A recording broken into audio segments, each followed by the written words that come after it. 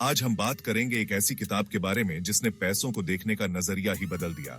Rich dad poor dad, Robert Kiyosaki द्वारा लिखित। यह किताब एक तरह से फाइनेंशियल जगावट है जो उन सभी पारंपरिक पैसों के लेसन्स को हिला देती है जो हमें सिखाए गए हैं। अपनी बात को समझाने के लिए कियोसाकी अपनी जिंदगी के अनुभवों का उपयोग करते हैं। वो दो पिता तुल्य व्यक्तियों के साथ बड़े हुए, उनके अपने पिता पुअर डैड और उनके सबसे अच्छे दोस्त के पिता रिच डैड। दोनों ही पिता अपने अपने करियर में सफल थे, लेकिन पैसों को लेकर उनका नजरिया बिल्कुल अलग था। पुअर डैड पढ़े लिखे होने के बावजूद पूरी जिंदगी पैसों के लिए संघर्ष करते रहे। वहीं दूसरी ओर रिच डैड हवाई के सबसे अमीर आदमियों में से एक बन गए। इस बड़े अंतर ने कियोसाकी को सोचने पर मजबूर कर दिया। आखिर रिच डैड को ऐसा क्या पता था जो पुअर डैड को नहीं पता था? रिच डैड पुअर डैड दरअसल उन सभी फाइनेंशियल बातों का संग्रह है जो कियोसाकी ने अपने रिच डैड से सीखी। क्या आप अपनी आर्थिक किस्मत बदलने के लिए तैयार हैं? अगर हाँ, तो तैयार हो जाइए, क्योंकि अब मजा आने वाला है। रिच डैड पुअर डैड की असली जान दोनों डैड्स के विपरीत नजरियों में छिपी है। पुअर डैड, जो कि पढ़े लिखे और एक सुरक्षित नौकरी करने वाले व्यक्ति थे, उनका मानना था कि कड़ी मेहनत करो, अच्छे नंबर लाओ और एक अच्छी तनख्वाह वाली नौकरी पाओ। पैसे कमाने की उनकी रणनीति बस इतनी थी कि हर महीने तनख्वाह आए, बिल भरे जाएं और उम्मीद की जाए कि तनख्वाह बच जाए। रिच डैड, जो कि स्कूल की पढ़ाई बीच में ही छोड़ चुके थे और जिन्होंने खुद का बिजनेस एम्पायर खड़ा किया था, उनका नजरिया बिल्कुल अलग था।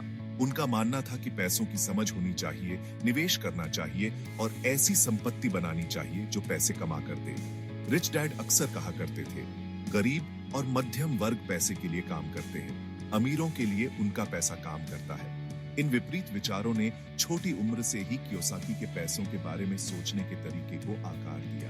उन्होंने महसूस किया कि सिर्फ ज्यादा कमाई से अमीरी नहीं आती। बात यह समझने की थी कि पैसा कैसे काम करता है और कैसे एक ऐसी जिंदगी बनाई जाए जहां पैसों की कोई कमी ना हो।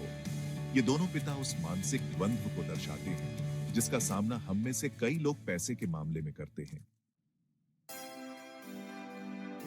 रिच डैड पुअर डैड एक बुनियादी सवाल पूछता है, क्या हमें पैसों के लिए काम करना चाहिए या पैसों को अपने लिए काम पर लगाना चाहिए? पैसों के लिए काम करना, जैसा कि पुअर डैड का मानना था, मतलब है अपने समय और कौशल को तनख्वाह के लिए बेचना। यह नौकरी का पारंपरिक मॉडल है जहां लोग कमाई के लिए अपनी मेहनत पर निर्भर रहते हैं। रिच डैड ने पैसे को अपने लिए काम पर लगाने के विचार का समर्थन किया। इस तरीके में ऐसी संपत्ति बनाना शामिल है जो बिना किसी मेहनत के पैसे कमा कर दे। इसमें निवेश, प्रॉपर्टी या ऐसे बिजनेस शामिल हो सकते हैं जो बिना मेहनत के आमदनी देते हैं। मुख्य अंतर है कि आप अपने समय और मेहनत का कितना इस्तेमाल कर सकते हैं। जब आप पैसे के लिए काम करते हैं तो आपकी कमाई की क्षमता उन घंटों तक सीमित होती है जितना आप काम कर सकते हैं। जब पैसा आपके लिए काम करता है तो आपकी कमाई की क्षमता असीमित होती है। रिच डैड पुअर डैड अपने पाठकों को एक नौकरी पेशा व्यक्ति से एक निवेशक की मानसिकता में बदलने के लिए प्रोत्साहित करता है। भाग 4, संपत्ति और देनदारियां, धन के निर्माण खंड। रिच डैड पुअर डैड में सबसे महत्वपूर्ण अवधारणाओं में से एक है संपत्ति और देनदारियों के बीच का अंतर। कियोसाकी के अनुसार संपत्ति वे चीजें हैं जो आपकी जेब में पैसा डालती हैं। वे आपके लिए काम करती हैं, आमदनी पैदा करती हैं या समय के साथ उनकी कीमत बढ़ती जाती है। संपत्ति के उदाहरणों में व्यवसाय, रियल एस्टेट, स्टॉक और बौद्धिक संपदा शामिल है। दूसरी ओर देनदारियां वे चीजें हैं जो आपकी जेब से पैसा निकालती हैं। वे उन खर्चों और दायित्वों को दर्शाते हैं जो आपके वित्त को खत्म करते हैं। देनदारियों के उदाहरणों में गिरवी, कार ऋण, क्रेडिट कार्ड ऋण और व्यक्तिगत ऋण शामिल हैं। धन के निर्माण के लिए संपत्ति और देनदारियों के बीच के अंतर को समझना बहुत महत्वपूर्ण है।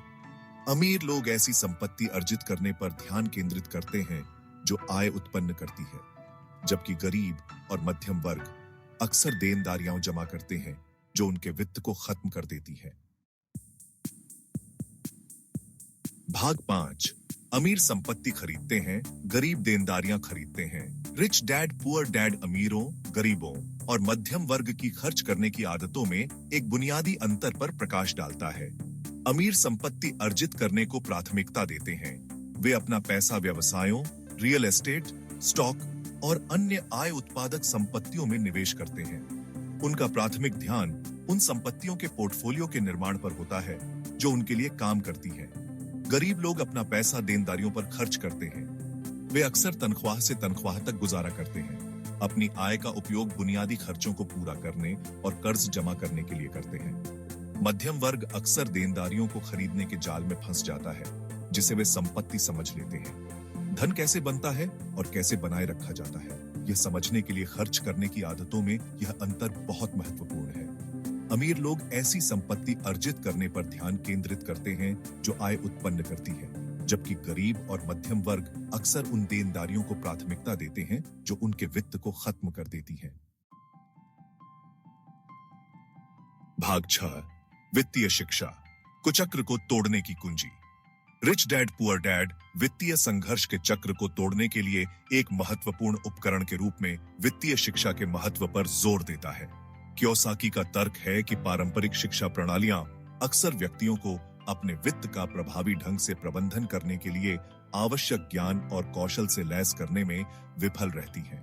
वह इस बात पर जोर देते हैं कि वित्तीय शिक्षा केवल संख्याओं और वित्तीय विवरणों को समझने के बारे में नहीं है, बल्कि पैसे के साथ एक स्वस्थ और सूचित संबंध विकसित करने के बारे में है। यह समझने के बारे में है कि पैसा कैसे काम करता है, इसे आपके लिए कैसे काम पर लगाया जाए और सामान्य वित्तीय नुकसानों से कैसे बचा जाए। कियोसाकी निवेश के बारे में सीखने, विभिन्न निवेश साधनों की खोज करने और परिसंपत्ति आवंटन और जोखिम प्रबंधन के सिद्धांतों को समझने की वकालत करते हैं। वित्तीय अनुशासन विकसित करना एक और महत्वपूर्ण बिंदु है। बचत, बजटिंग और अपने साधनों के नीचे रहने की आदतों को विकसित करना। इसके अतिरिक्त उन लोगों से सलाह लेना जिन्होंने वित्तीय सफलता हासिल की है, बेहद फायदेमंद हो सकता है।